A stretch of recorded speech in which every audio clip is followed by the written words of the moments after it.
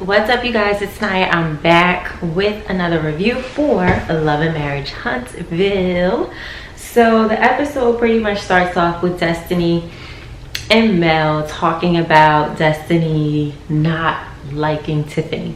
Now we know this whole season when Destiny met Tiffany, Tiffany said a comment about her ex-husband being with another lady at this business kind of event, and it just rubbed Destiny the wrong way. She couldn't stand her from that point on, and a lot of the viewers and myself couldn't stand her from that point on.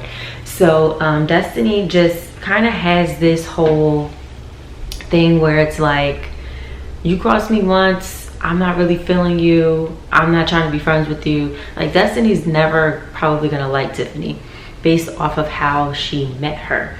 So Destiny is talking to Mel, basically saying like, you always step in and defend Tiffany and not allow us to hash it out, whatever our differences are, and you always are like her backup. So I think Destiny just wants to tell Tiffany off one good time and get it all out there on the table. They're not gonna be friends after that, but she doesn't want Mel to like always interfere, because it comes off as if Destiny's jealous, but Destiny doesn't have Melody interfering, you know, for Destiny and like in support of Destiny when it comes to Tiffany. It's always Mel kind of defending Tiffany in a way. This was the first time I saw Mel admit that Destiny was being shady. That Tiffany was being shady towards Destiny. And I feel like if Mel would have started to acknowledge that a lot earlier, then they wouldn't have, Destiny and Mel wouldn't have their little conflict either. But we all know that Destiny ain't gonna like Tiffany. A lot of the audience isn't gonna like Tiffany. And it's just like, let's just let it go and move the heck on. Now, Tiffany's talking to her husband, Lewis, about Destiny saying she would drag her outside in the parking lot or whatever. That Destiny hinted at fighting her.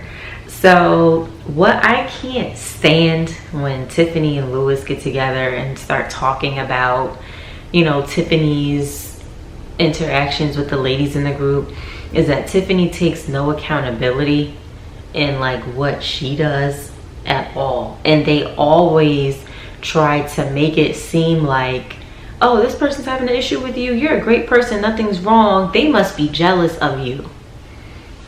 They always do that. Like when she had the issue with Kimmy and Maurice, she twisted that whole situation and said, oh, you know, well, they don't communicate in their marriage, they need to work on that. Like, they always find a way to twist it instead of taking accountability of what Tiffany did, because it's usually Tiffany. Lewis ain't really starting too much problems, but they always try to twist it and have it look good in their favor when Tiffany does wrong, and it's just no accountability at all. Like, Tiffany just can't seem to click in her brain that you came at Destiny crazy at her birthday party about another woman with her ex-husband when they were still married, and you can't get it to click why she don't like you and why she probably want to fight you.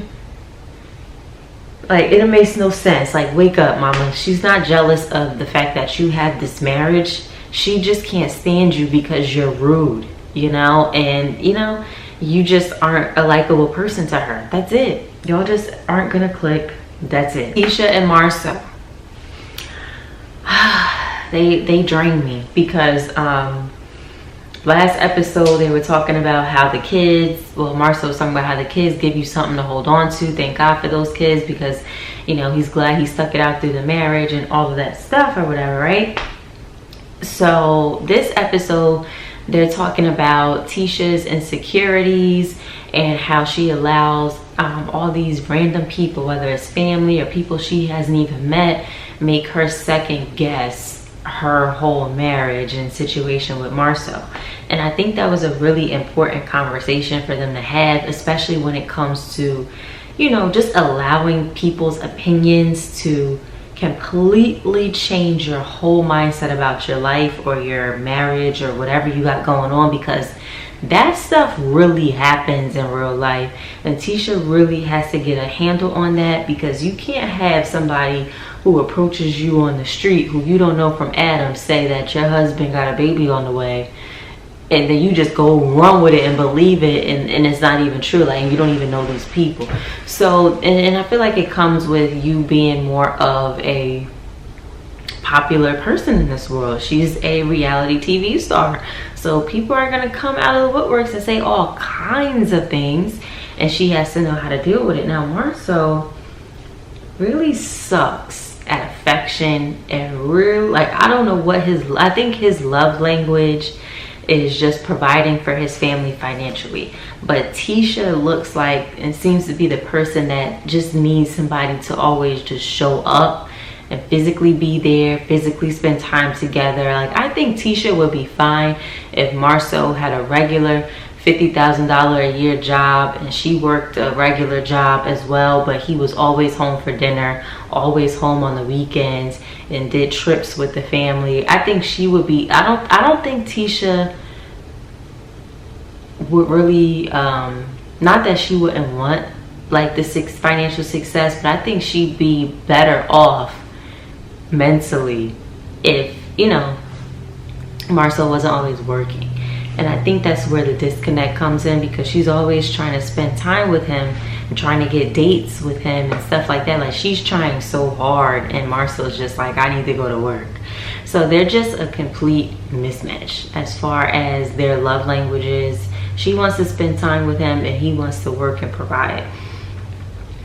So I don't know, she's just pushing too much, and he's not, like, we don't really get to see a lot of him pushing himself on her, like, oh, I'm gonna plan this special day for her or whatever the heck else. Like, you know, he's all about like nice, good things, generational wealth, and, you know, his own businesses and making money and being able to provide and stuff like that. But I don't think that's what Tisha really wants deep down. I mean, I think she knows how important it is to be financially stable and being able to take care of all her kids and the household and stuff, but I don't think that's what she really wants. Now, I'm gonna talk about the church. They went to the church, and you know, they're still in Vegas, so Tisha and Marsau are planning these, you know, little things to do while they're out there, and they go to a church to see who would like to renew their vows or whatever. Why would you plan a visit to a church for a vow renewal and not tell the people you're inviting that that's what they're doing? Not already have a volunteer of people who want to do that before you get there? And if you're planning it, why aren't you and your husband the first couple up there to go do it? Like, who in their right minds goes on a couples trip and plans an event for the day to go to a chapel, a church, whatever, to do vow renewals, and you have nobody who has agreed to do it? They don't even know what they're walking into. If that was me walking in there as a guest, I would automatically think, oh, Marsau and Tisha are renewing their vows. We all are here to celebrate them in their 15-year marriage. They're going to renew their vows. And then Marsau drops the ball completely and doesn't want to go up there and renew his vows. He don't want to go up there and express his love for Tisha. He doesn't want to do anything. If they weren't on board to do the whole vow renewal, whatever, or share how much they love each other at that church, they should have scratched it and did something else, because they're the host. And it's there, everybody's there to celebrate them. And it looks terrible because it's like your husband doesn't want to even go up there and say, baby, I love you. I'm glad we made it to 15 years. Looking forward to 15 more. He could have said 2 friggin' sentences and he would have been fine. But he's over there, you know, trying to prove a point about why he doesn't want to do it. And Tisha's over there looking like she's just acceptive of it and more quiet. And Melody can read her from a mile away that but Tisha is like an affectionate kind of person. She would have loved for him to go up there and say something nice to her or whatever. What woman wouldn't love that? And she wants to say, oh yeah, you know, I knew he didn't want to do it before we got there. I thought it would just be something fun, da da da. And that when she keeps saying something playful, something fun, she's lying. You lying. It wasn't going to be something playful or fun. It would have meant something to you. Like, just be honest. Even though she said that she knew Marsau didn't want to do it before they got there, you were probably hoping that he would change his mind. I'm sure you were hoping that he would have got up there. Maybe they would have convinced him and he would have changed his mind, but he didn't. And he made your marriage look crazy. And it's sad because, you know, off TV, their marriage is probably fine. But sometimes, if you're going to be in front of a camera, you may have to do things that, I don't know, maybe you disagree with. And I'm not talking about far-fetched things. I'm talking about just, oh, if you normally wouldn't go to Vegas and renew your vows, because some people wouldn't do that. You know, I understand. But you on TV and you in Vegas and you in a church and you're asking your friends who wants to renew their vows, you're going to have to get up there and do something. You know, so you don't make your wife look crazy, because now Tisha looks crazy. Now Tisha looks like she has a husband who is not in love with her. No matter what way you spin it. No matter what reason you give, if you feel like, oh, I want to plan something more serious, whatever, your behind should have still went up there and said something nice to your wife, because now Tisha looks crazy. And now she's going to have all these people watching this show, circling back to his first point of her insecurities and listening to all these other people.